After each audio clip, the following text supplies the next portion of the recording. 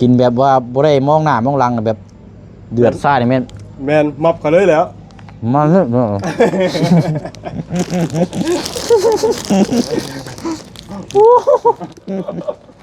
แปดบาทโอ้ยเลยก็ได้พี่น้องเนาะเดี๋ยว2ห้องนี่เดี๋ยวไปเชิญสิซื้อมาให้น้องเพิ่นเพราะว่าเงินทางอันไอ้รอง3 ล้านกีบอันนั้นก็ยังอยู่นำบ่เชียงนี่แหละพี่น้องเดี๋ยวสิซื้อมาให้น้องเพิ่นนี่ตอนนั้นก่อนก็ได้แจ้งไปแล้วเด้ก่อนนั้นคือเสานี่เป็นของทีมงานอยู่อ่ะแต่คือถ้าว่ามีการช่วยเหลือสามารถเอาไปได้ก็แต่ว่ามีการช่วยเหลือครอบครัวนั่นเนาะสามารถที่เอาไปได้ก็บอกสินะไปว่าก็ยังข่อยก็บอกน้องป๊อปแล้วว่ายังบ่เป็นของเจ้าเด้อนะก็ได้ยินอยู่ทางลุงแจ้งแต่ว่าหากเอาเพื่อความสบายใจ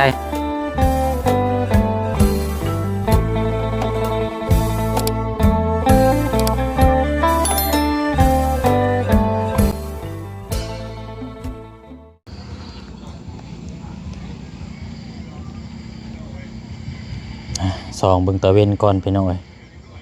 คือว่าอยากเดือดแดดแน่แต่ว่ากะ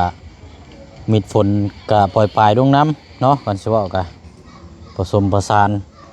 ทั้งแดดทั้งฝนดีแต่ว่าบ่มีลมเนาะเอาฟัดตามาอยู่ที่เขตของทางน้องป๊อปเมื่อวานนี่กะทางผู้สร้างได้มาเบิกเงินหรือว่าจ่ายมอบเนาะปิดจ็อบเป็นที่เรียบร้อยนะพี่น้องเนาะเดี๋ยวแต่มาเก็บเวียกงานเดี๋ยวอีก2-3 ขั้นตอนก็น่าจะสำเร็จป่านนี้พี่น้องเนาะโตเนาะสิ่งที่เขาเปิดภาพมาเห็นนี่โอ้เนาะเพิ่นพากันปรับหน้าดินใต้ทุนแบบนี้นี่เนาะโอ้เยี่ยมพี่น้องเนาะบ่ต้องบอกให้รอเฮ็ดเลยเนาะคักอยู่แต่ว่าขออย่างเดียวอย่าไปปรับแบบกดอันน่ะแบบขุดลงเนาะถ้าว่าปรับแบบเฮาคูณขึ้นกับใครอยู่พี่น้อยใต้ทุนถ้าว่าปรับแบบขุดลงนั่นโอ้โหแห้งแล้วฟ้าฝนปล่อยปลายยับเข้ามาพี่ก่อนโอ้เป็นไงเด้ทางนั้นเนาะนั่งแง่งจ้องมองอยู่บ่กับฟ้ากับฝนนี่เนาะยากเนาะเสื้อผ้าก็เน่าตักตากกับมินก้มพี่น้อยเนาะเอาสบายดีทางลุงหนวดเนาะพี่น้อยพบเจอกันอยู่บ้านน้องป๊อปเวลา4 โมงปลายแล้วตอนนี้กับพี่น้อยฮอดบ่ดูโอ้ยสิ5 โมงเลยนี่ป๊าดไวแท้นี่โอ้ยงานแข่งเวลาพี่น้องเนาะไวดีนี่เนาะจนได้ก็ค่ำเลยโอ้ยเนาะเอาเนาะอย่างไรก็กราบสบายดีและสวัสดีพ่อแม่พี่น้องนำการเบิดสุขุสุคนพี่น้องเนาะมาพบมาเจอกันอีกคือเก่าคือเดิมเนาะก็มาพูดมาคุยเดี๋ยวมาแจ้งพี่แจ้งน้องนำกันอีกเนาะค่าสร้างเท่านี้จ่ายเบิดเรียบร้อยแล้วโอ้เบิดแล้วบ่จบเรียบร้อยปิดจ็อบเลยปิดจ็อบค่าสร้างเลยค่าสร้างเรียบร้อยแล้วเหลือแต่ทางเฮากับพากันเบิ่งหน้าเวียงงานตัวยังตกข้างอยู่นี่แหละบัดนี้ซอยกันเนาะแล้วก็เรื่องตัวปรับพื้นนี่ก็ยากนำทางเข้าทางออกนี่แหละพี่น้อยเนาะบ่ได้หรอกตัวนี้นอกจากภาพผลสีเศร้าคักปุ๊เพราะว่ารถแห่ทรายนี่มันบ่ได้คือรถเป่าเฮาได้ขึ้นมาหม่องนี่มันติดอยู่ครับติดอยู่หม่องคุมเด้แต่ขึ้นมานี่ก็มื่นนะพอแห้งอีกมาติดอยู่เดินแล้วนี่อีกมีแต่ว่ารอให้ภาพผลเศร้าแห้ง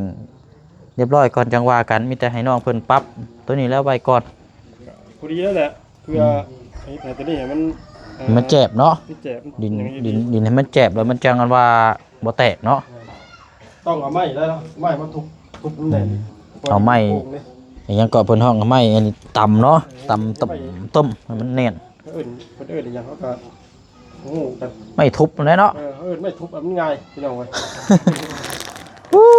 ขนาดไม่เจ็บลงมาตรงที่มันดินจิโค้งแล้วแม่นบ่แซ่บแล้วมันก็สิอันนั้นอีกว่าขออนุญาตนำพี่น้อยเฮาเปิดภาพมายามใดมีแต่เกี่ยวกับพูดคุยหน้างานมื้อนี้เปิดภาพมาขอกินก่อนแน่เอาลุงได้แบบมันเป็นลมได้2เลยเพิ่นแล้วนี่เพราะว่ากินปลาถุงนี่ยังบ่อิ่มเบิ่งโอ้ย ครับ คำละคำกะคือว่าน้อยโพดติ เอาลองมาก่อนพี่น้องข้าวเที่ยงเลยนี่ เที่ยงว่า ข้าวเที่ยงยังบ่ทันได้กินอยู่ ไปนั่งกัน ข้าวเช้าก็ประมาณ 11:00 น ข่อยบ่อยบ่ถงนี่ข่อยก็บ่ยิบบ่อยู่ คำเดียวเลยเนาะ ทำกินแบบกินแบบเก่งใจเลยคอยกินแบบนี้ แบบอันน่ะแบบสุภาพบ่ กินแบบ คันบ่สุภาพมันต้องสิไปสิก่อน คันว่าแบบกินแบบว่าบ่ได้มองหน้ามองหลังแบบเดือดซ่านี่แม่น แมนมับเขาเลยแล้ว มาเถอะ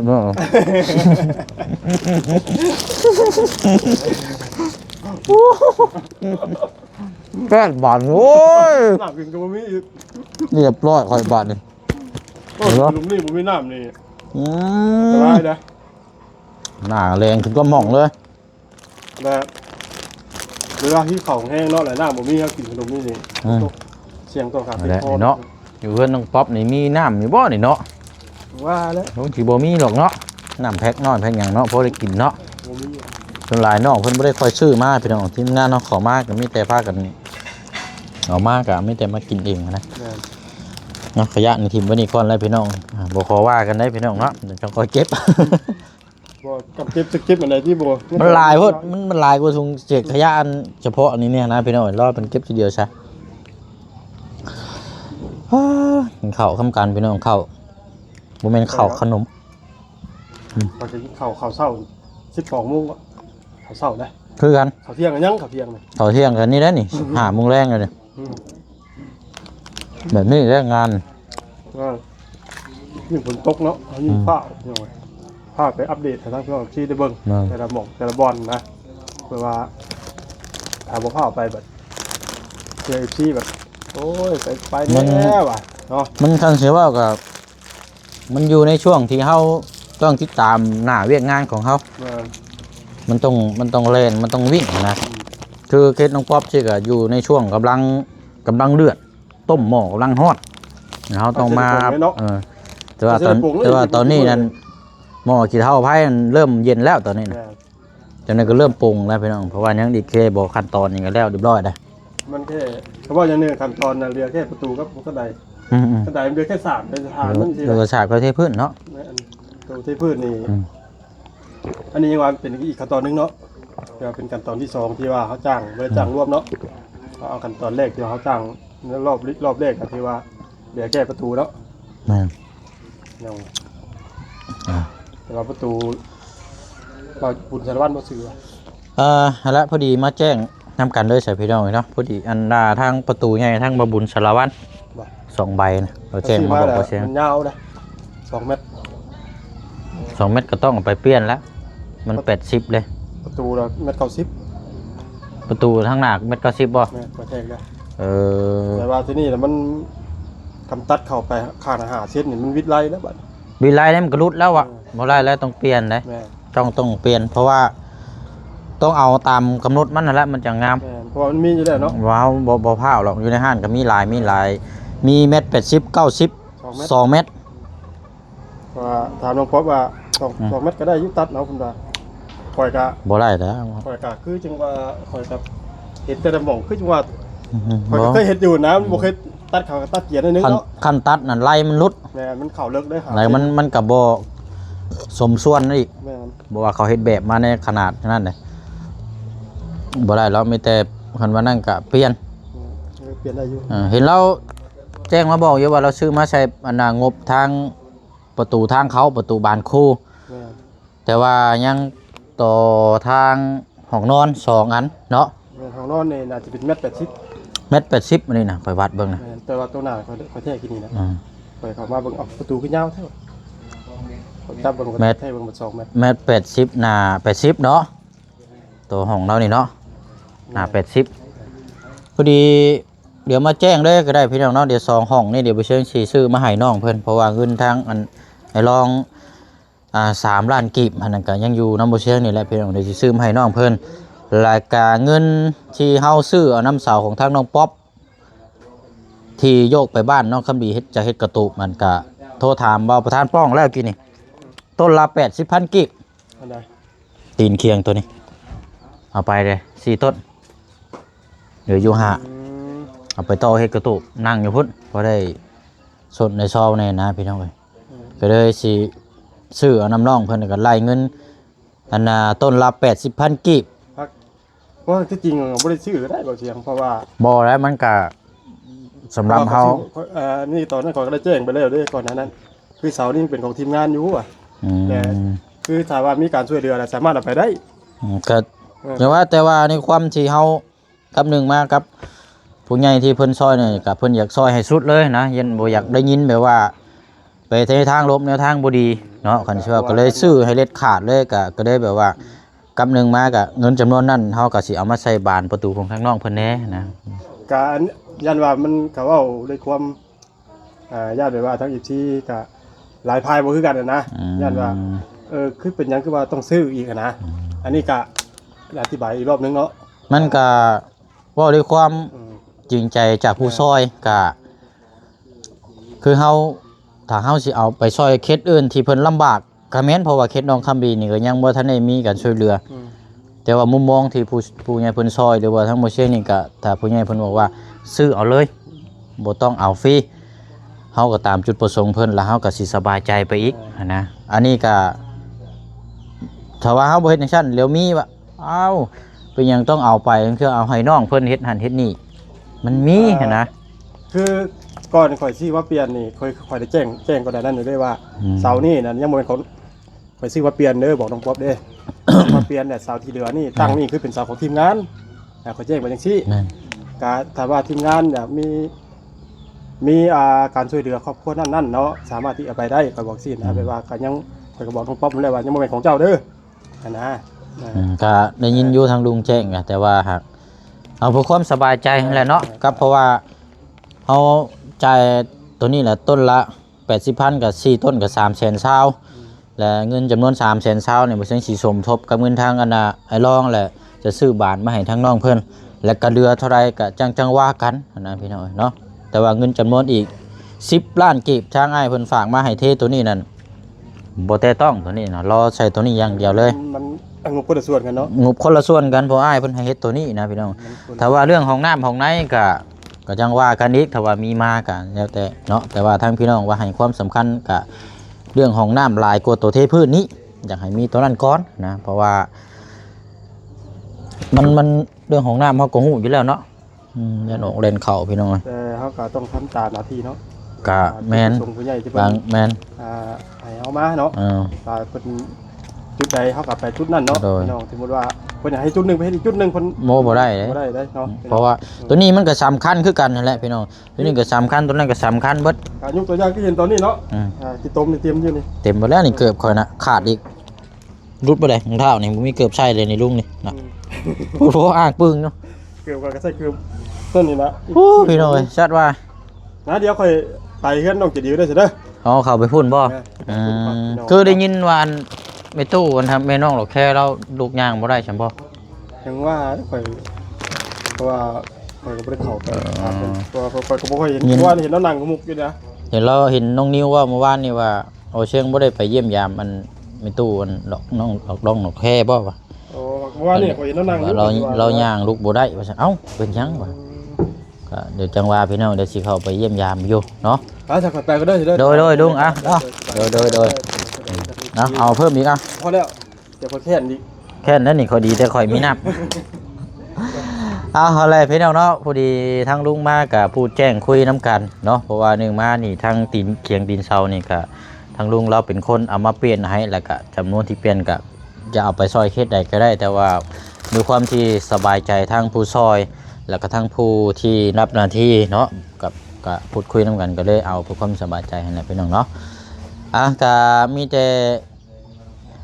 บานเนาะบานตัวนี้บ่เชียงสิซื้อมาให้ทางน้องเพิ่นเนาะแต่ว่ามื้อนี้ยันบ่ทันแล้วพี่น้องว่ามันก็ค่ำแล้วโตเชียงก็สิเข้าไปหาทางแม่น้องอึ่งอยู่เนาะเดี๋ยวสิไปแจ้งพูดคุยน้ำกันเรื่องบ้านเฮือนซ่านเนาะพี่น้องเนาะว่าสิเอาทรงสไตล์ใดแบบใดเนาะพี่น้องเนาะเดี๋ยวก็สิได้สร้างไม้สร้างตอกมาไว้ให้ทางสร้างเพิ่นมาดำเนินการเอาเดี๋ยวช่วงเย็นเนาะรุ่นชมน้ำกันพี่น้องว่าสิออกสไตล์ช่วงแบบใดเนาะง่ายสุดนั่นแหละพี่น้องเนาะกันเชื่อกันไปเดี๋ยวรอเบิ่งก่อนเนาะทางเจ้าของเฮือนซ่านเบิ่งก่อนเนาะ อันนี้ได้อันนี้เนาะฮู้โหหมุนติ้วๆพูดดีๆอันนี้เนาะห่านฝนมาอีกแล้วพี่น้องเอ้ย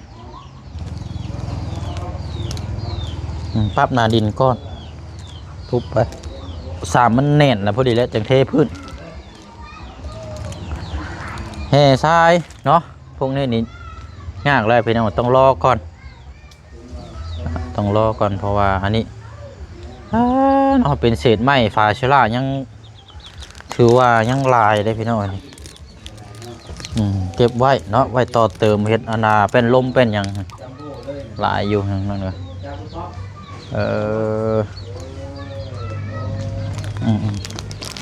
เนาะเดี๋ยวพูดคุยถามทางน้องป๊อปนักการเล็กขึ้นไปเบิ่งเพื่อนๆพละพี่น้อยเนาะป่าผลก็มาอีกเลยพูดดีๆผลนี่เนาะ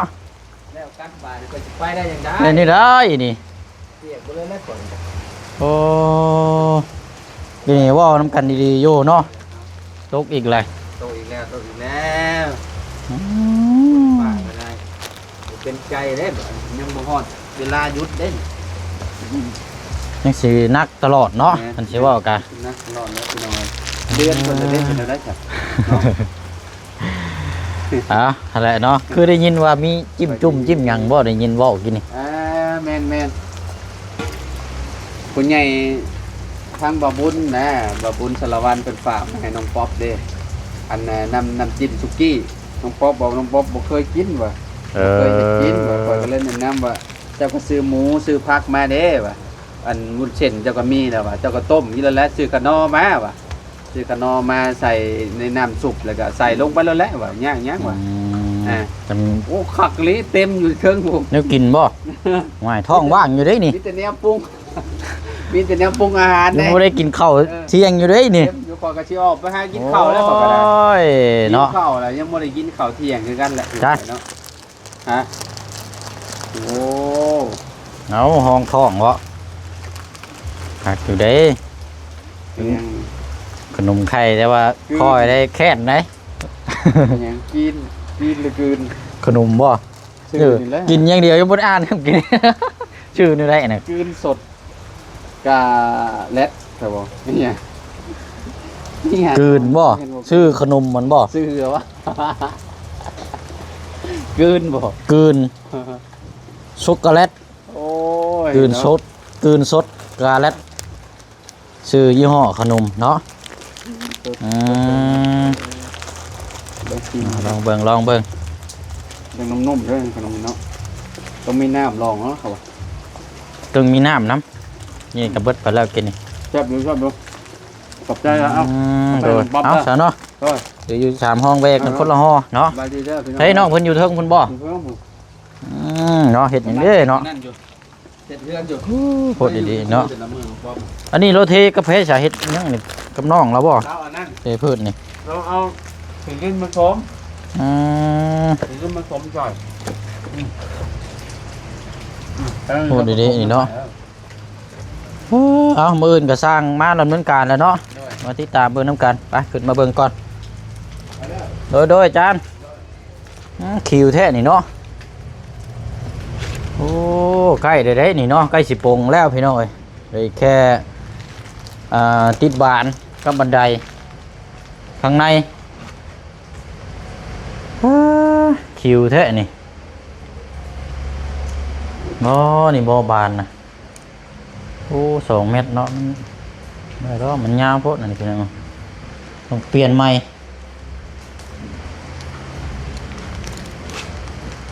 ใช่ล่ะเจ้าของเฮือน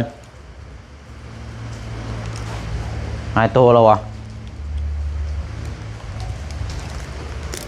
โอ้ปากบุตีงเนาะปวดแร่นี่ สบายดีเด้อ เด้อมันอยากมืดเนี่ยเห็นยังน้องนะ เขาหัดอะไรจะกินตัวเขาหัดอะไรโดยโอเคใช่นี่ไม่ก่อนนั่นเซตพื้นซัมบอเซตยังอันนั้นนะ เพื่อนนี่ยังบ่ทันเสร็จเพราะว่าพ่อสร้างเพิ่นบอกว่าสิกบอีก แต่ว่าเจ้าอันเซตอันนาผาพนัง โดย เป็นซัมบอ โดย มันต้องใส่น้ำและฉุบน้ำบ่จังออก อันนี้เขาใส่หน้อยหนึง โอ้ดูแลเฮือนซ่านดีเนาะน้องเพิ่นก็เอ้าดีแล้วเนาะ โดย บัดนั้นน่ะแล้วเบิดนั่นคันมีสายยาง ดึงขึ้นมารถมาล่างทั้งกี่พุ่นแถวนี้แจเอาก่อน อ๋อมีอยู่ทางเพื่อนนาบ้าวแล้วก็เพื่อนหลังผู้นี้ หรือว่า พระเจ้า คันสายยางบ่มีก็หิวน้ำขึ้นมาเทรถทางแต่กี่พุ่นนี่มันแจงบ่เลยให้มันล่างมัน เขาสิ แห้ง เปิดน้ำเลย มันสะอาดแน่เนาะคันสิว่ามันจะบ่มีขี้พุ่น โดย โอ้เนาะ อันนี้หันขี้ฝุ่นร้ายอยู่ อืมอืม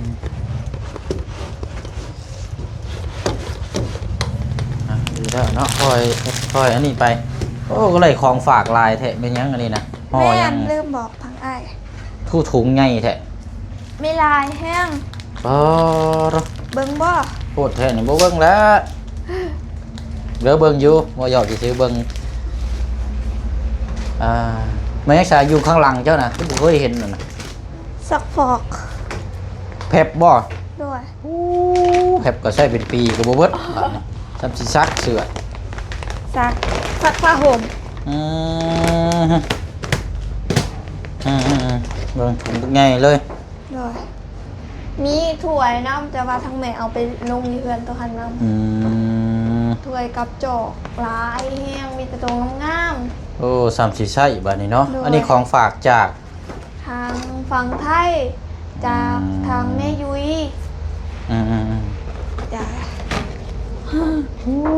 ยาสีฟันก็เลี้ยงกระดานอยู่ปันนั่นเข้าแถวนี่ ด้วย มีกาแฟ ไปเนาะเอาแต่ว่ามีแต่แนวของกินของใช้เนาะ ด้วย อืม นี่นะ อืม วุ้นเส้น น่าจะแม่นเท่านั้นน่ะแม่นบ่ถึงว่าเด้อเนี่ยบ่เคยเห็นเอาเป็นของฝากเนาะของฝากในอยู่ในกิน เป็นเขาเอิ้นว่าเป็นแจ่วพวกเพชรเหรอ จังว่าพ่อๆกันและอายกับเจ้ากันพออยู่บ้านเขามันบ่ค่อยมี ด้วย โอ้ตายอ๋อทู่จักแม่นหยังแม่นยาอันนี้เนาะพี่น้อยเนาะเบิดลายเด้นี่มีแต่แนวดีๆทั้งนั้นเลยชื่อนี่เบิดเกือบบ่แม่น 2,000 ปลายเพิ่นบ่จัก 3,000 เพิ่นบ่จัก เพราะว่ามันหลายแห้ง โอ้มีแต่แนวดี ด้วย ๆโอ้นี่กองแห้งเด้นี่คักเด้นี่ตัวนี้ นี่ อืม น้ำปลาร้า น้ำปลาอันนี้เนาะ แม่นเฮามีน้ำปลาร้าน้ำเป็นกล่องบล็อกใหญ่ อย่าหลอกนอกเลยเอาไว้หั่นละอย่าหลอกมันเดี๋ยวเจ้าจะจับเข้าไปอีกเนาะ ด้วย เอาไว้หั่นละเอากะตามนั้นแหละพี่น้อยเพราะว่ามื้อนี้สร้างบ่ได้มาพังเบิ่งมื้ออื่นเนาะ ด้วย บ่แม่นมื้ออื่นก็แม่นมื้อเพราะว่าบางเทื่ออาจงานเรายังบ่ทันแล้วก็ ด้วย จังมาติดตามเบิ่งนํกันเพราะว่าโดยแค่ 2-3 ขั้นตอนนี่ก็แม่นเรียบร้อยบ้านน้องป๊อปก็แม่นว่าปรุงหม้อนะคันสิว่าก็ต้มมันร้อนแล้วปรุงเลยบัดนี้ปรุงแล้วก็จังว่ากันบัดนี้สิขึ้นมื้ออื่นสิขึ้นมื้อต่อไปก็จังแจ้งนํกันอีกเนาะ ด้วย หรือว่ารอทางเทพื้นก่อนบ่หรือว่ารอจังไดก็จังมาว่ามาคุยนํกัน ด้วย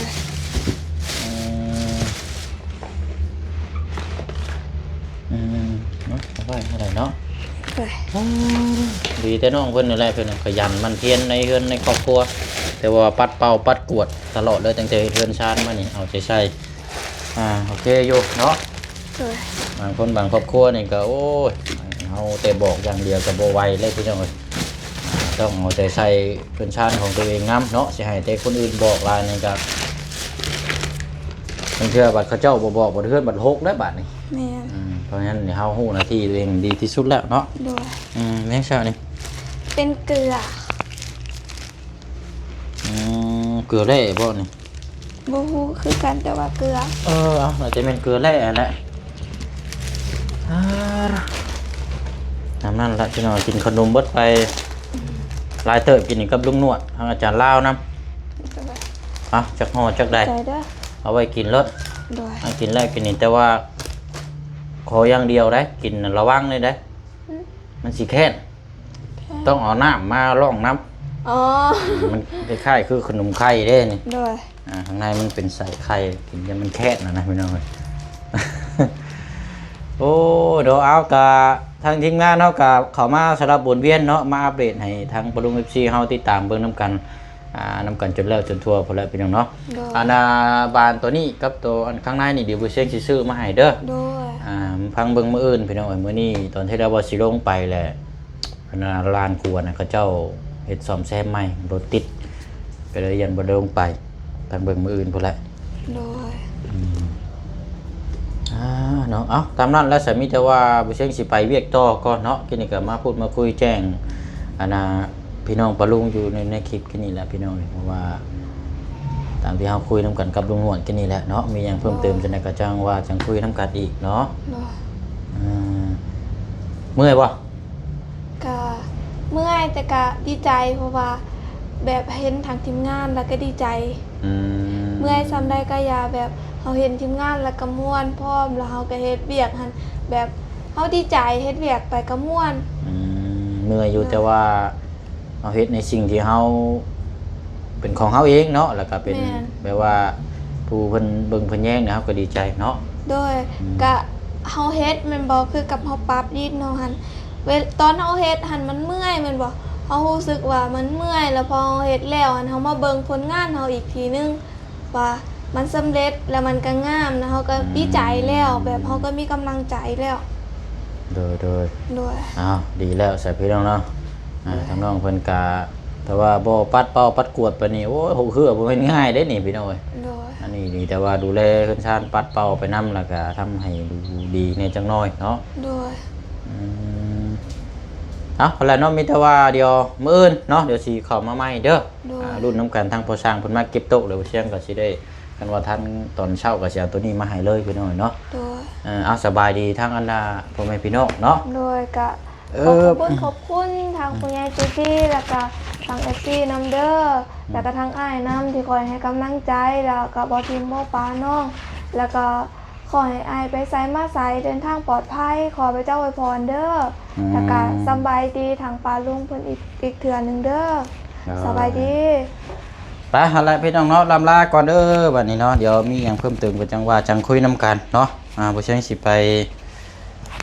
พุ่นละบัดนี้ติดตามเคสทางแม่น้องเอิงเนาะกำลังให้ความสนใจกำลังแบบว่ารุ่นชมนั่นแหละพี่น้องเนาะผู้หญิงคนหนึงหาเลี้ยงลูกแล้วก็